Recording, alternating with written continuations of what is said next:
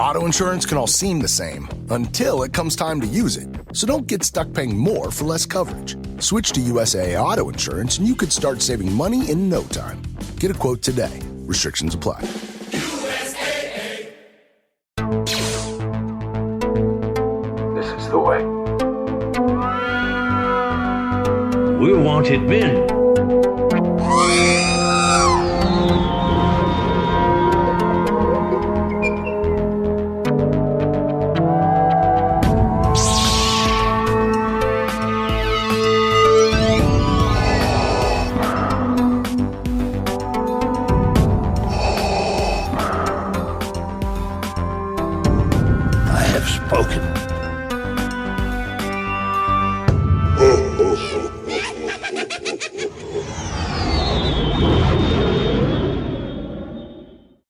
So we just crossed over into Tennessee about 20 minutes ago. It's Glen and Narayan. We're, like 2 hours into the trip? Hour and a half? 2 hours? Something like that? Yeah, make a good time. Yeah. We're just... Hello, everybody. Hey! We're just sort of planning the day, talking about the day. Excited about going to Cincinnati, seeing tons of collectors. Yup. So we've got actually a pretty packed, maybe a more packed schedule than anyone else going. We'll see.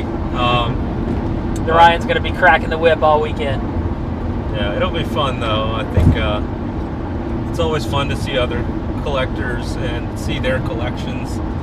So it's not easy to kind of get them scheduled though, because everyone's still, it is Thursday and Friday, and so people are still working, so they're not always free to just have people over, but been able to kind of arrange a few visits all in a row, so hopefully they all pan out and we can be able to see some amazing things and talk to some amazing people. Right. Yeah, we've got a big dinner planned tonight with a bunch of collectors. That should be fun. Hopefully get to see a legendary collection tonight. Yeah. Then tomorrow wake up and do it all over again. Yeah. I think today we're planning stops at Kevin Lentz in Kentucky. On the way, he's in Lexington, so he's just off of the I-75, about an hour and a half south of Cincinnati, so easy stop for us. Great guy, great collection to see on the way. He'll be at the show as well this weekend, so it's kind of a bonus even before we even get into Cincinnati to see his collection. But yeah, tonight, hopefully, if the Lemkels have time, we'll get to see the collection at their parents' house, but have a nice steak dinner, it sounds like. Yeah. They're planning out one of the best, according to Ryan, one of the best steaks around the country.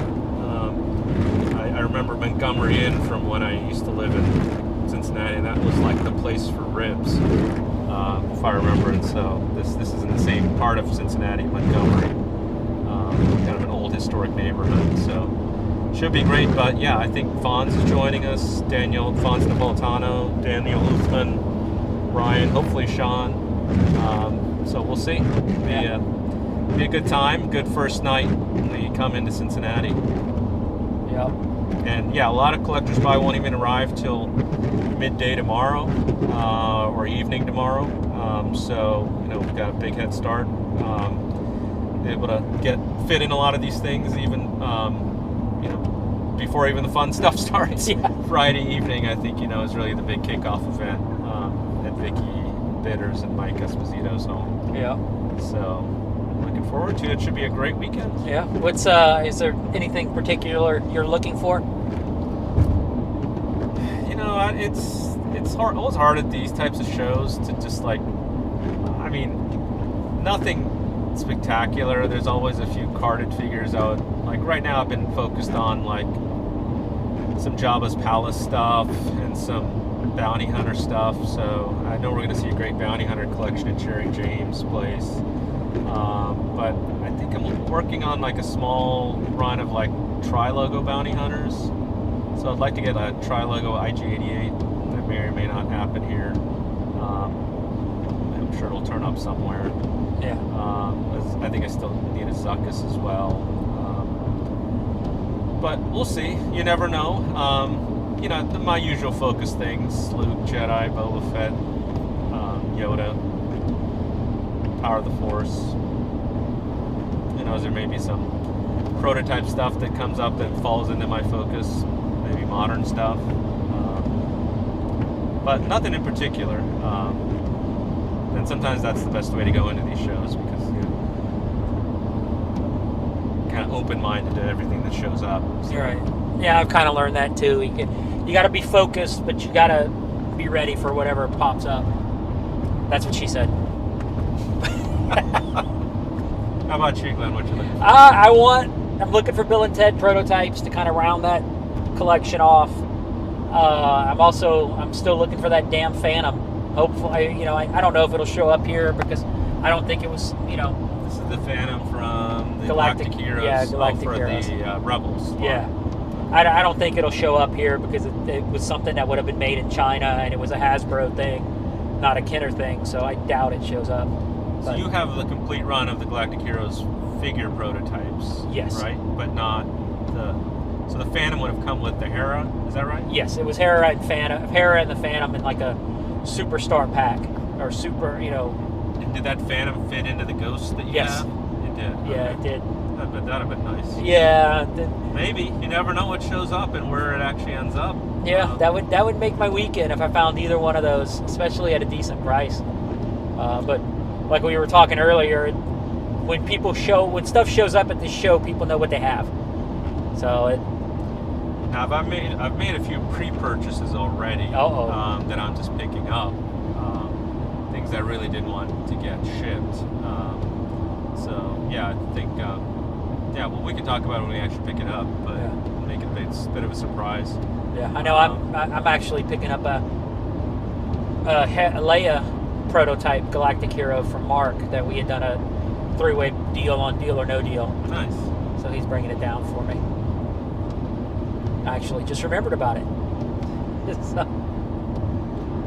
Well, how about room sale? Did you bring anything to sell? I brought my extra Bill and Ted stuff. I got some mint on card Bill and Ted. I got a mint on card Bill and a mint on card Ted, and then I think it's Rufus. No, it's Abe. And then the 2-pack, just because I bought a bunch of stuff. You were selling some prototype pieces as well, weren't you? No, I haven't decided. I thought about selling my extra prototype stuff, but I'm not at that point. Okay. Yeah, I'm not that desperate yet. Yeah, I'm not.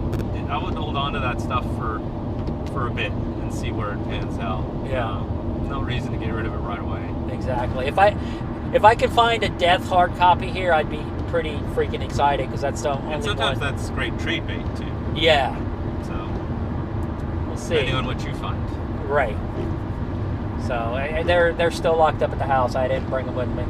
It's just so because I've learned I don't need to, unless it's a big purchase, I don't really need to worry about selling stuff. So knock on wood, I'll be all right.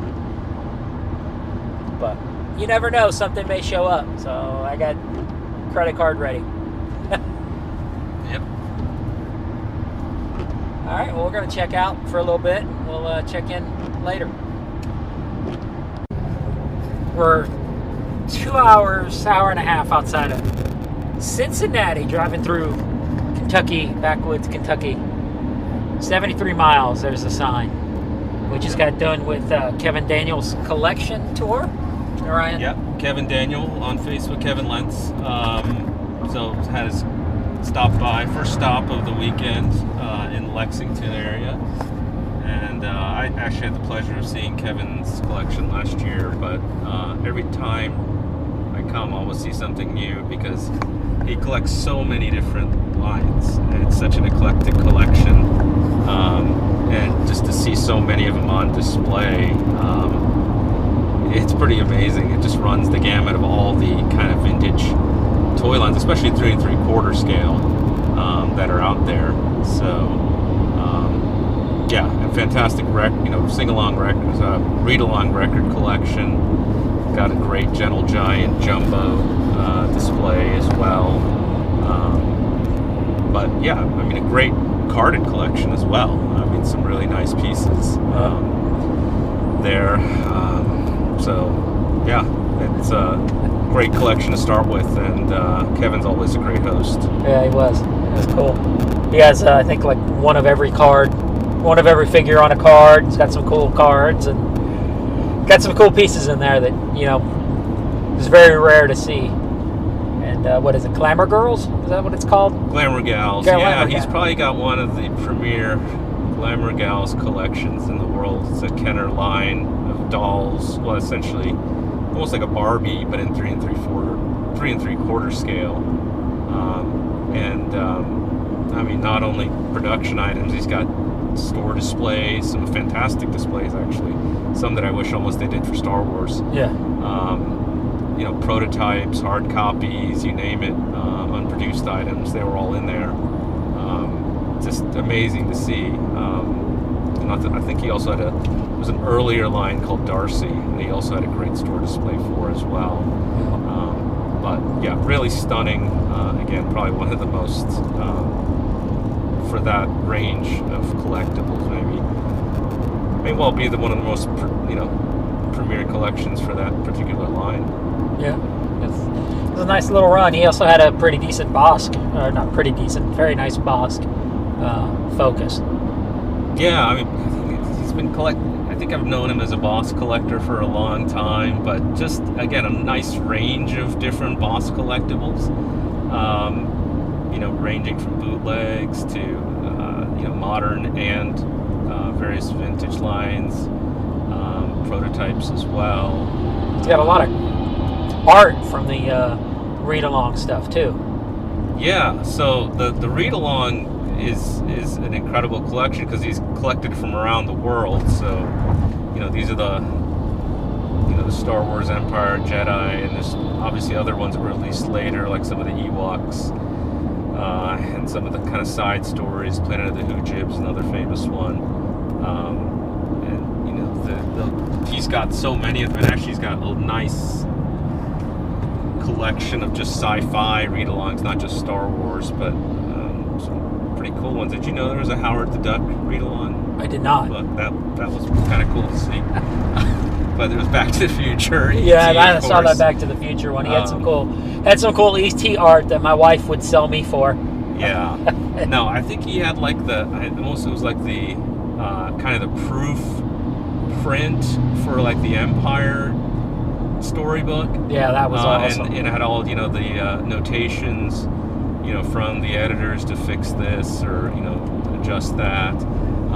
Actually, a pretty humorous one. There was like a Rambo artwork. I wasn't sure what that was from. It was some kind of storybook or something, but some of the notations in there were quite hilarious, where the editor is basically insulting the artist. The editor must have had a really bad day that day. So that was kind of funny to see that was actually, that was apparently is a genuine piece. Wasn't a joke or anything. But yeah, incredible collection of read-alongs from all over the world. Just great to see them all displayed there together. So what else were you impressed with in there? He had that great Pepperidge Farm display too. Yeah, he had some of that. Some great store displays of various kinds. I like the wide range of different lines he had. He had a bunch of Fisher Price Adventure People. He had a bunch of Remco stuff, not Remco stuff, but the reanimated stuff, reaction stuff. And he had like this store display. The Remco monsters too. Oh, were those Remco the Universal monsters? Yes. Yeah, okay. he had that line. Okay, well, never mind. They were real. No, but he had, as well as, I think Reactions continued that line. Gotcha. With some new additions. But yeah, Battlestar, Galactica, Clash of the Titans, some great lines to see. But I was also really impressed by some of the foreign lines that were, there was some of these were, released in the U.S., like the Magnum PI, with Magnum in his car, he had a nice collection of Brazilian releases of things like, Airwolf and the A-Team and what was the other one? Knight Rider. Yeah. The Fall Guy. I mean, that was lines that I don't think I'd ever seen. in one place like that before, so it was great to see them. Yes. What was funny is you were like, well, you have this, you have that. Do you have a night not a fall guy, the Nighthawk or Airwolf. Airwolf, and he's like, yes, There it's it right is. here. Yeah. No, that was fun. He's got a great lunchbox collection Yep. as well. Nice run of those, and of course that life-size General Giant Boba Fett statue. That was a cool piece. Those are always cool to see. You forget about them until you see one, and you forget how impressive it is. It's an impressive piece. Big piece, and what's cool is he still has the shipping crate for that thing. Essentially, it was delivered like a crate, and it's like a wooden crate, and there's like a little Fett silhouette that's actually kind of branded onto the side of the crate, which is a kind of cool piece just to keep. So he's kept that actually as a storage unit, which is kind of neat. So, yeah, what a great start to the weekend. It really was. So we'll see Kevin again, I'm sure, at the show. He's going to, I think, come by for the night session, or for the party at Vicky and Mike's tomorrow night. So, what great. a fun start. Yep, great start to the weekend. All right, so it is 9 o'clock Saturday morning. I was up till 2 in the morning with Fonz smoking cigars and talking Bitcoin with some drunk dude that just randomly showed up.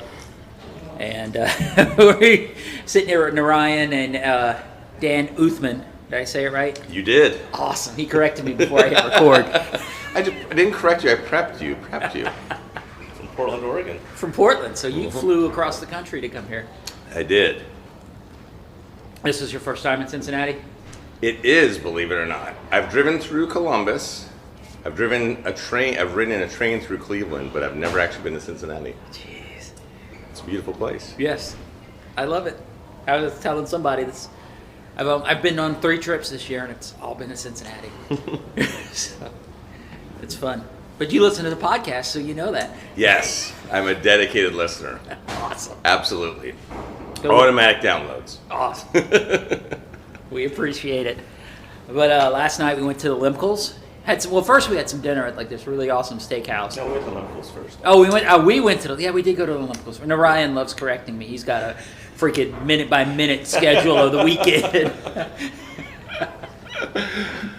But we went to the Limkels, and they just an incredible collection. All the stuff I like. I'm in the micro collection, and they had every micro collection, a bunch of prototypes, bunch of die-cast prototypes, bunch of 2D stuff, first shots, EPs, just, oh my God. One of the best collections I've ever seen. I think just to give some context, the Lemkels, it's kind of a joint collection between both Sean and Ryan, and it's in their parents' house in the basement, and it's an amazingly dense group of collectibles in that basement, and so much so that I think you can't even appreciate it in the first visit. Right. When you see it, because I think you'll see the stuff that's immediately apparent, but there's layers upon layers in their collection that you'll just stop to look at a certain area and you'll realize like what's in there. Because like Dan, you mentioned last night, you noticed, oh, you got these first 12 figures graded. Yeah. And what did you find out? So you go down the stairs, you take a button hook left-hand turn, and there's this case, and 3/4 of the way down the case, in the back, there's a set of the first 12 in really nice AFA cases. Oh, that's cool. That looks great. But they're kind of stuck in the back. Yeah, those are all first 12 EPs. It's like, wait, what? It's just incredible. I found myself from the second I got to the bottom of the staircase, and Ryan was pointing things out to me like it was like a tour guide. I was in my mind thinking, oh my gosh, oh my gosh, oh my gosh. But then I was also thinking, okay, how am I going to remember everything I'm seeing, right? Exactly. I can't forget this. I have to remember everything I'm seeing. But it's like, every step you take, every flick of the eyes, it's being topped by something else. So. Yes. No, Right. this is- You turn your head, and like Narayan was saying, you think you've got one section covered, and you turn your head, and there's more stuff, and it just. Yeah, I mean, I think just down the stairs, which unfortunately, it's not as easy to see because of the lighting. But there's some incredible blueprints. Yeah. That you see on the wall for Han Solo and the Emperor. A lot of just a lot of pre-production 2D material in that collection. That's Yeah. just mind-boggling. Stuff and a whole ton of men on cards that nobody's paying attention to because there's just so much. They're other like stuff. they're stacked like library books. Yes, essentially, in cases So It's like, I've seen so many men on cards this weekend. I don't care about those. I mean, it's a just fun filing system. I will say, it's like you feel like you're in the Library of Congress or something. But they're not really on display. It's just it's like the vault, it's cataloged. They've got them all marked underneath. They've got them all laying down, and they're all like labeled, so they can go, okay, you want to look at a FET? Here's all my FETs. You want to look at a 3PO? Hold on a minute, that one's around the corner.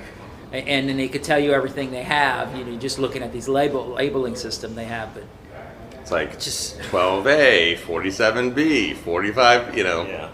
Yeah. I think one of the great things, though, about, and what I think kind of makes seeing the Lemkool's collection unique is kind of the enthusiasm they have oh yeah, to talk about it and the stories that come with a lot of these collectibles. A lot of these they have obtained on their own. Oh yeah. In the wild a lot of times. Here hunting in Cincinnati since the 90s. I think there's some incredible stories. Like they have a briefcase from the Steiner brothers, who were the founders of Kenner. Canceled check or a check that resulted in the account being bounced. The check bounced in the account for Kenner because of a misplaced comma. But yeah, just some great stories. And again, I think that was the funnest part about last night. Was just hearing Ryan and Sean talk about these things and the finds and kind of talking about how they got them and who they had to interact with. That's what made it great. right. Yeah, the stories behind them and the fact that,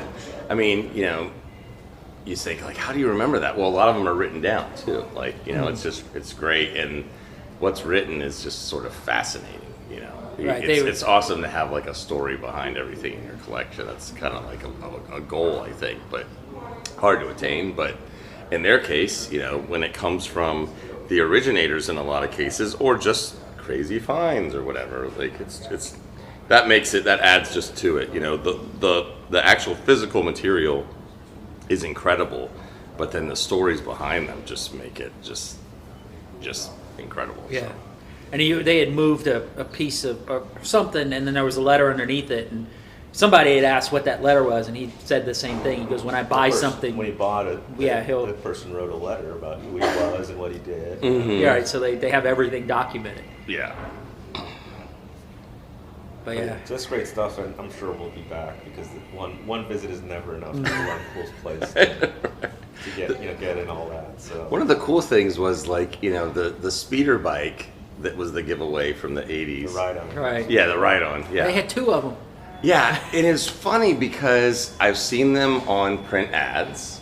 I've seen photos of them, but when you haven't seen it in person, like, you don't realize the scale. For some reason, I had pictured it being longer, but then when you see it, you say, "Oh, that's how it actually works." Right. It's a very unique ride-on toy with pedals, lifted in the air, and that was just cool. Like, I just expected it to be at a different scale, but also when I looked at it, I was like, "That's like a feat of toy engineering in itself." Right. Yeah, one day maybe. So, I'll have one. I think we could talk about the Lemkool's collection for quite a bit. Right. So, but let's talk about the dinner afterwards, Dinner. which was a pretty interesting venue. Yeah, you remember the name of the place because you I got a think it's memory. called Jeff Ruby's, Jeff Carlo, Ruby's, and Jeff Johnny. Ruby's, I guess he's a restaurateur owner that, the name of the restaurant was actually Carlo and Johnny's. And I guess it was a converted speakeasy / former house Mob of ill hangout? repute. Yeah. Apparently Bad it's things haunted. happen there. Yeah. But yeah, almost a Victorian, maybe 1920s era, 30s era. Beautiful furnishings inside. Just, very gorgeous place to just to see the decorations that were in there. But some really good food. Yeah. Seeing some great company. We had a few other people join us later for dinner. Fonz Napolitano showed up. Justin Haney, Brian Angel, and Kyle Rose all came in. So we had a nice group to just chat and catch up, and that was a good time. Yeah. To see everybody.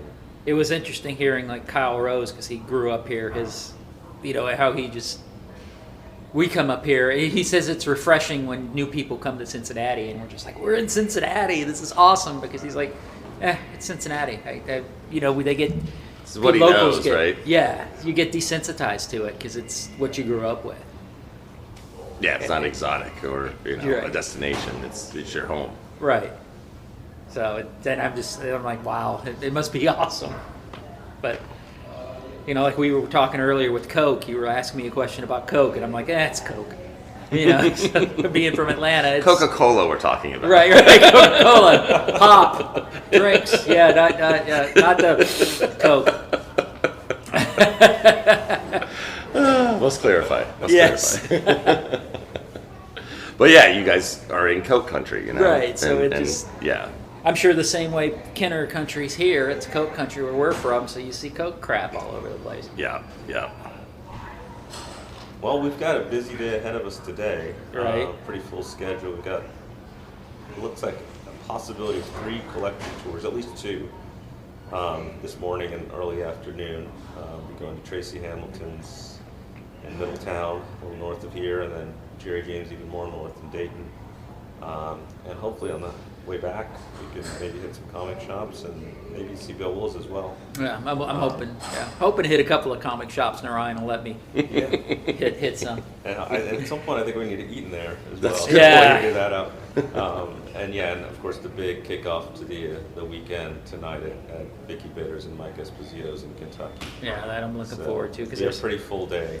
there's a lot of people coming in tonight that I'm really looking forward to meeting people like David Quinn. I've met him before, but I was just telling Dan, you meet him and it's a passing, fleeting moment, and then you get to know him over the years through Facebook, and now it's like I really want to spend time with them now, or reconnect with them. And like Mark Rusciano, I don't know why because you said Mike. Elling is coming out of Canada for the first time in 18 months. Right. Yeah. So there's just people that I've met through this pandemic that you've never met in person. So I'm really looking forward to tonight, connecting with these people. And like me and Fonz were talking last night. It's like, the toys are fun, but this is, sitting up till 2 a.m, smoking a cigar, shooting the shit with somebody. That's what this weekend's about. Yeah. So your mindset's got to change a little bit when you come on a weekend like this. Yeah, the toys are fun, but it's got to take second, real quick.